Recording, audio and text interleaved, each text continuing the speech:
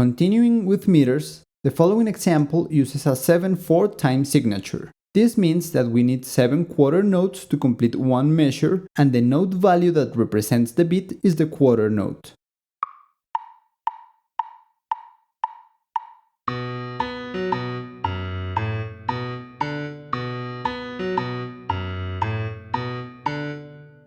Pink Floyd's Money uses a 7/4 time signature and has shuffle 8 notes. Remember that the staccato notes should be played for a shortened time.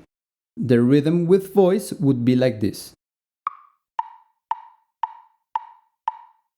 Tan tarara, tan ta ta ta, tan tarara, tan ta ta ta. Now the metronome will sound alone for you to practice. Count up to 7 beats before you begin with the rhythm.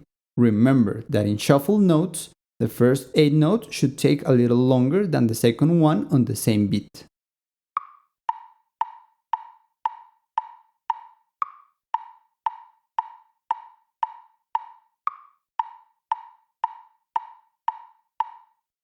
So far, the denominator has always been 4. Let's try with the time signature 2/2. The denominator means that the note value is the half note. The numerator means that we need 2 half notes to complete a measure. When using the time signature 2/2, the duration of one beat is represented with a half note, so each measure has 2 beats. If half notes have a duration of 1 beat, it means that all the note values should last half the duration compared to how we have used them before. Therefore, the whole note will last 2 beats, the quarter note will last half a beat, and so on. This time signature is known as Alla breve, and it can be indicated on the staff using a capital C with a vertical line through it. Let's hear an example.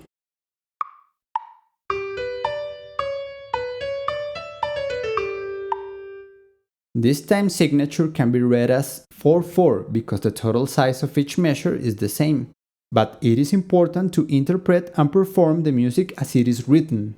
The 2/2 signature means 2 beats per measure, which means a strong beat is followed by a weak beat, while 4/4 means a strong beat is followed by 3 weak beats. My opinion is that music in 2/2 could be rewritten using 2/4. That way it would be easier to read and the intention of the beats would be the same. But a lot of old music, especially marches, was written using this time signature, so it's important for you to learn about it. Let's read the rhythm of this song with the voice. Tan tan tan tan tan tan tan tan taka taka tan. Try with the metronome.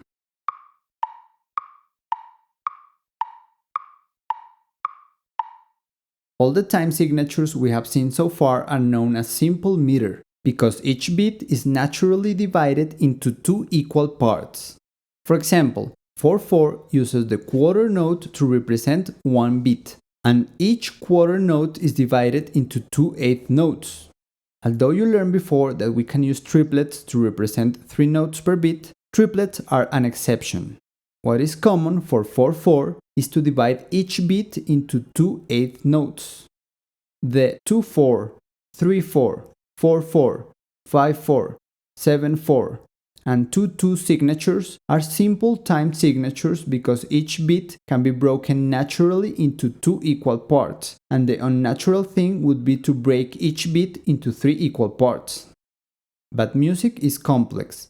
In many musical pieces, each beat naturally splits into 3 equal parts, and in those cases, the exception is to break a beat into 2 equal notes. The time signatures that naturally divide each beat into 3 equal parts are known as compound meter. Let's try with an example to make it easier. We'll use the time signature 6/8. The denominator indicates 8 notes. The numerator indicates that we need 6/8 notes to complete a measure. The difference with this type of time signature is that each beat is not represented by an 8th note.